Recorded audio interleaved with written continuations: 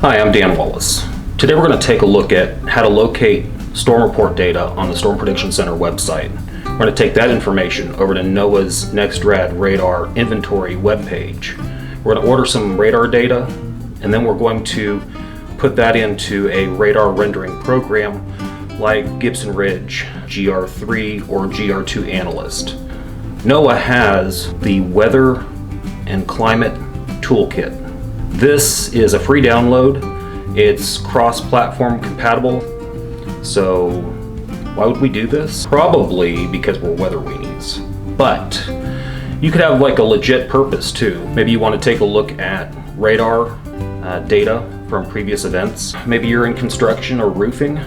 Maybe you work in the insurance industry and you need to take a look at radar data from for a claim you've got. So whatever your reason is, let's dig into it. Okay, here we are on the Storm Prediction Center website. The URL is spc.noaa.gov/climo/online. I'll have the link in the description below. So we come down here to past storm reports, and I do recall an outbreak that occurred around March 25th of 2021. So we're going to go ahead and put in the date per their format, which is YYMMDD, so 21 for the year, 03 for the month, and 25 for the day. We're going to get the data by clicking the button, and here is the data displayed on the map. You can see the red dots are tornadoes, blue is wind reports, and green are hail reports. So we're going to come down here and look at the data as displayed in a gridded format. You've got the comments here that tell how the report came in, what the source was, and an important thing is the site code here at the end of the comment. That tells us what radar site we're going to need to be taking a look at when we go over to NOAA. So it looks like BMX Birmingham has quite a bit of data here.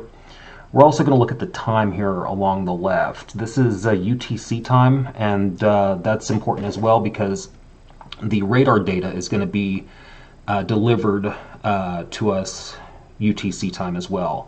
So it looks like between 1700 UTC and coming down to well, we don't have to get all of it, but let's go ahead and get a good amount of it. So maybe up till about midnight. I do see some EF1, EF3 tornado comments here. So let's say from 1700 UTC to midnight UTC. So let's go ahead and before we run over to NOAA real quickly, the NEXRAD data inventory, let's real quickly take a look at another page here that the Storm Prediction Center has. This is an updated prototype version of the Storm Reports display, and it's mapped out differently, a little bit more interactive, and I think this could have a pretty bright future. This once again is an experimental web page on the SPC website. I'll have a link below. Hopefully they don't change it and break the link, but I'll drop that in the comments below. So let's go over to the NEXRAD now, and this is their ordering page. As nice as it is, it has not changed in a long time. So remember, we looked at the info on the SPC website, and it was saying Birmingham, BMX, was where we needed to go. And you can go over here to the map and you can find the radar site, or what we can do is just come right over here to the WSR88D list of sites, and we'll go down to BMX, and it'll be KBMX, Birmingham. And you can see they've got radar data from 1994 all the way till a couple days ago. It takes a couple days for the data to hit the website and to be able to be ordered. But we're going to go ahead and order some BMX data. And I want level 2. You might want level 3 for your program, but today we're going to use level 2. And we're going to go back to March 25th of this year. And I'm going to ask for all level 2 base data. So we won't have any derived products in there. It'll all be base products. And we can click on Create Graph, and this is going to tell us when the radar was in precipitation mode. So that's going to be important, and you can see they were busy all day long. If you recall, we're looking at data from 1700 till about midnight UTC. So I'm going to go ahead and put in my email address where I'm going to get the email with the download information, and then we're going to order from 1700 to 2400 or the 0 mark. And you can do a direct download if you don't want to get an email and get FTP access to the data. If you want to go through here and download each individual file one at a time, you can do that. There is a lot of data here. That might take a while. So what I would do is I would suggest doing it via FTP, and that's pretty simple. I'll show you how. We're going to come back to order the data, and it says you'll receive an email within 5 to 25 minutes when your order's ready. So here's our order number. We're going to go ahead and hold on to this and wait for that email. Okay, now that we've got the radar data ready to go, we're going to go ahead and download FTP program. It's a free download. You can see works on Windows, Mac, Linux. You can even download the source code if you're so inclined. But we're going to go ahead and download the Windows 64 because I'm on a 64-bit machine. And you can download, I would download the client, and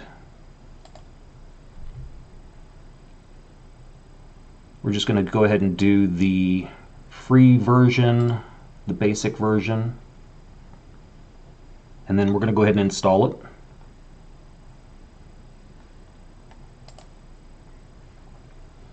Okay, so here we've got the email from NOAA, and you can see we've got web download and we've got an FTP download. Okay, now here in Filezilla, we're going to go ahead and create a new site. This is going to be for the FTP file transfer from the NOAA server.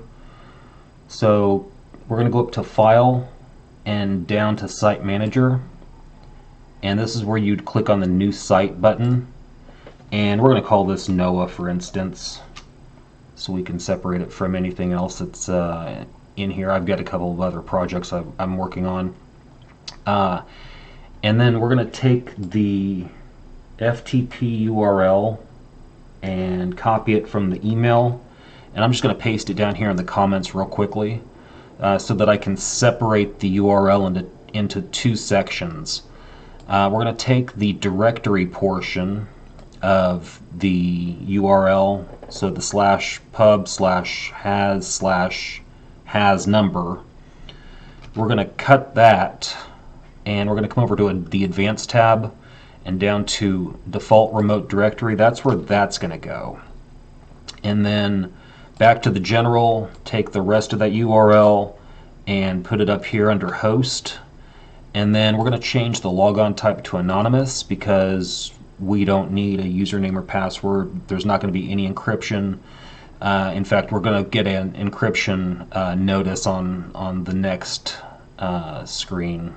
So we're going to hit connect, and this is where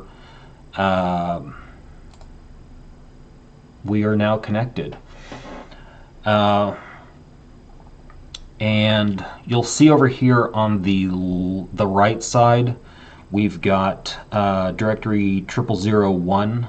That, depending on how many files we download, the more files we request, it could be split up. Those files can be split up into multiple directories. So you could have a 001, 0002, 0003, and so on, depending on how many files. We didn't request enough for it to go into multiple directories, so it's just in 0001. And you can see all the radar data here. And we can just come over here to the right-hand side to all the remote radar data. We're going to click the first one. If you don't know how to do this, to select all of it at one time, we're going to click on the first one, and then we're going to hold down the Shift key while we scroll down. Hold the Shift key and press the last file, and that will do a select everything in between. And then we'll just copy it over, just drag and drop into your local folder. And down below you can see all of the files are beginning to transfer over. And at the very bottom it will say how many were successfully transferred, and if you had any failed transfers it would list those as well. So you could go back and try to bring that data back in.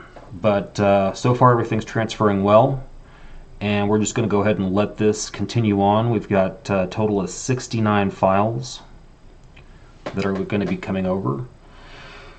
Now if you have internet that is slow, or you've got a data cap on your bandwidth or data, I would suggest maybe watching how much you're transferring and keep an eye on that. Make sure that you don't go over any kind of caps. Otherwise, if you've got reliable broadband data, broadband internet, cable, fiber, you should be good to go. And you can see it's coming over pretty quickly. I don't have fiber, I've got cable.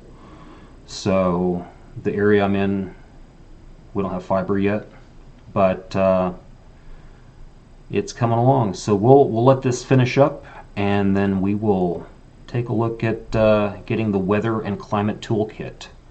And I'll also show you the Gibson Ridge GR2 analyst. Okay, so we're over here at the NOAA National Center for Environmental Information.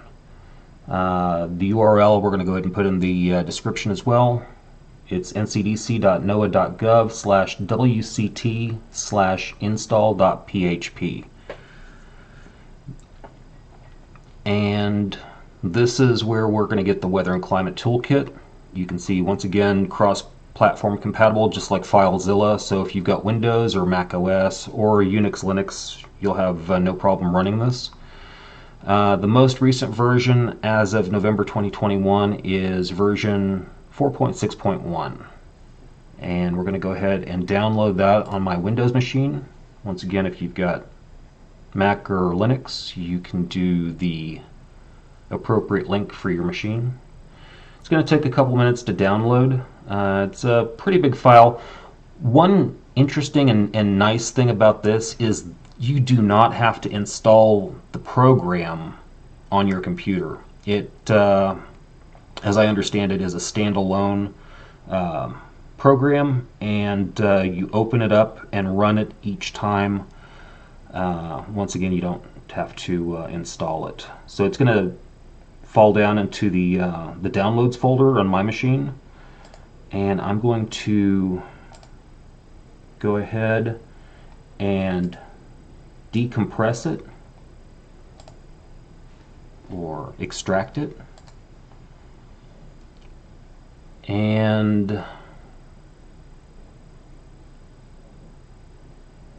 it's going to take a moment to do that, and then I'll show you the folder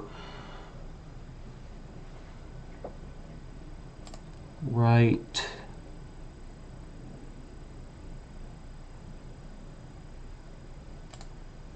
here.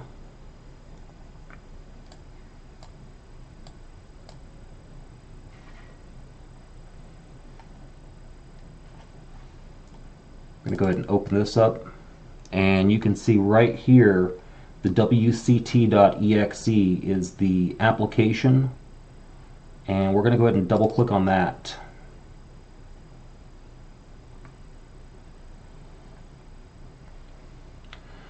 All right. So we can actually find the data on our computer, open it up, click the first one, the first file, and if you wanted to animate all of the data we've downloaded, scroll down, hold the Shift key, click the last file. You'll see the load button has grayed out. It's no longer active, but we can hit the animate button and we will animate load, and that'll load all of the data into the toolkit.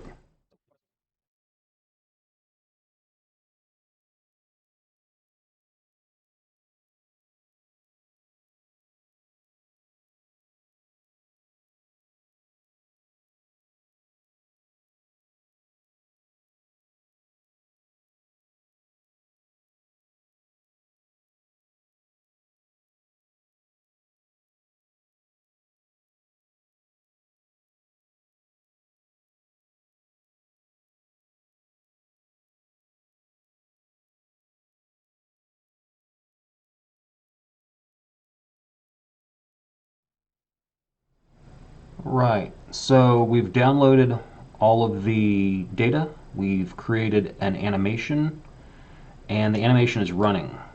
So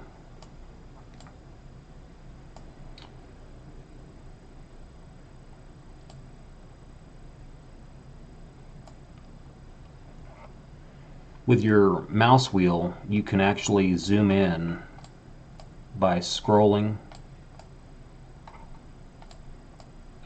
Now, unfortunately,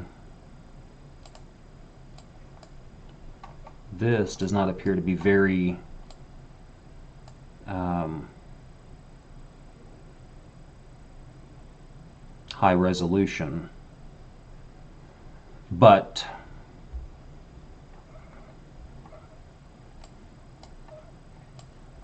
this was fun.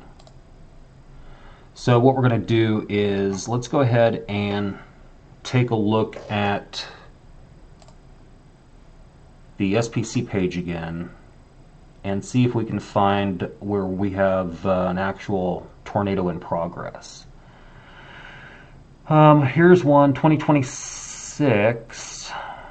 Looks like EF3 tornado tracked for 80 miles near Hale, Alabama. So let's go ahead and look at the 2126 file, if there is one, or the closest one to it. Here's 2122. Let's go ahead and look at 2129 here. We're going to load that up. This is going to be high resolution. Let's scoot this off here to the side. And we're going to go ahead and close out this data window. And now we do have some really nice radar data here. And I'm going to say there are a couple of areas that do look suspicious. And as you zoom in, the data does refine, and it's higher resolution. So let's go ahead and take a look at radial velocity. Once again, these are base products. There are no derived products here. So we're going to have the base velocity. Let's go ahead and hit the load button and load that up. And yeah, there's looks like this area would get my attention.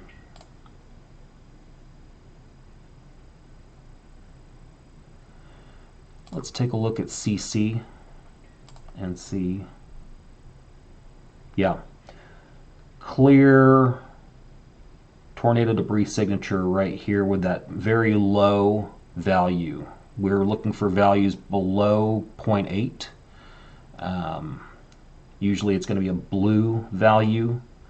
And this right here, let's zoom in.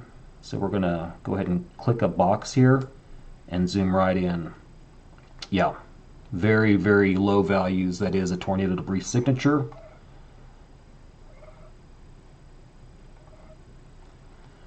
It's co-located with this winds toward and winds away from the radar. So we do have a velocity couplet here, which is co-located with this inflow region here on the thunderstorm, the supercell. So that, and you can see there's some high values here, which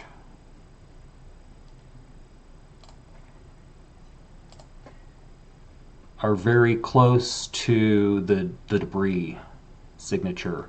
So as we continue on with some of this data, we'll see. Let's go ahead and skip ahead a little bit.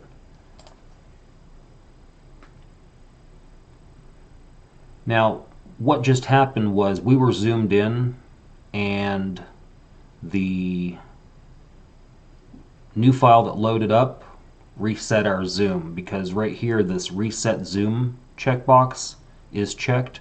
We're going to go ahead and uncheck it on this one. And then we're going to go ahead and come back in here and find that debris signature, which right now, I mean, it stands out. We'll just find it co-located with a velocity couplet. And there it is. Yeah, that is a nasty couplet. So back to CC. There's the debris signature, and you've got some seriously low values here. So very inconsistent sized objects or hydrometeors. The radar is very clearly identifying debris there. And then we'll load up reflectivity here. And there are some high reflectivity values. So when you see high reflectivity values along with very, very low CC, that is quite likely debris being lofted up. And we're at the 0.52 elevation, but as you get up a little bit higher, you'll see those values do change. But at the lowest tilt, you can see what is clearly a horrible event changing people's lives. So this is the Weather Climate Toolkit. We've got a tutorial in a separate video, but this is just kind of a quick overview of how to find the data and load the data. What we're going to go ahead and do now is take a look at GR2 Analyst and take a look at some of the same data. So I'm loading up real-time info on this, and I do have some place files that show is that? Okay, so let's go ahead and open some files here. And GR2 analysts can only handle a little bit of information at a time. You can't load up hundreds of files. But we're going to go ahead and come back down to the 2129, and we'll probably put in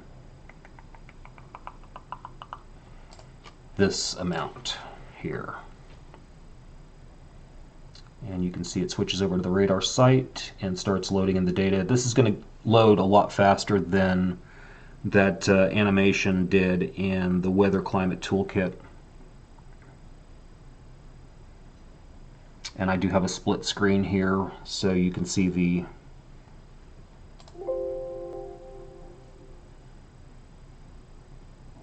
reflectivity on the left and velocity on the right.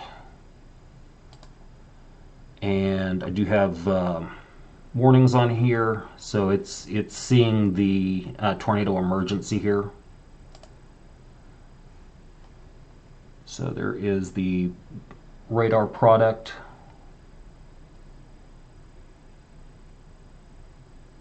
Okay, so there is the warning product here.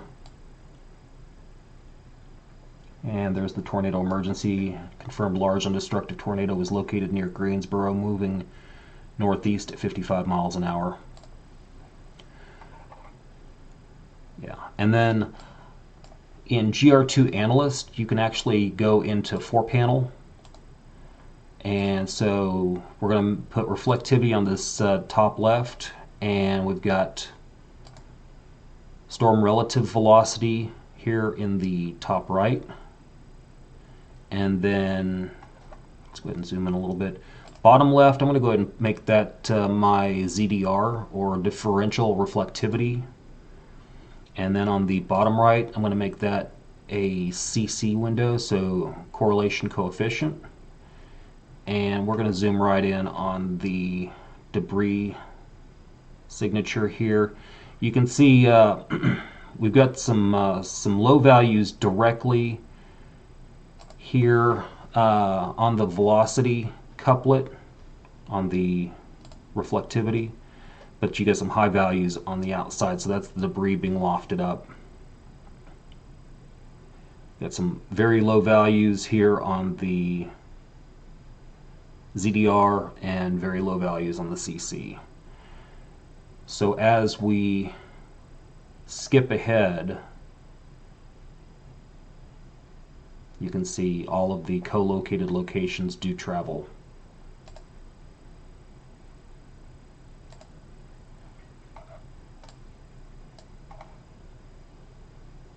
Right here, very, very pronounced tornado debris signature.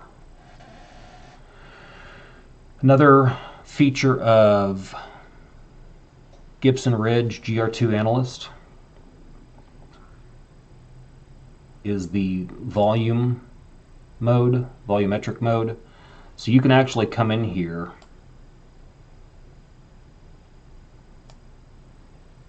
and look at the storm in 3 dimensions.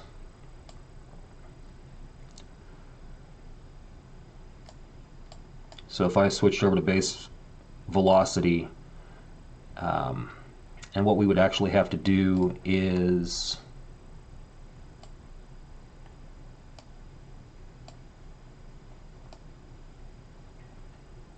kind of change some stuff up here.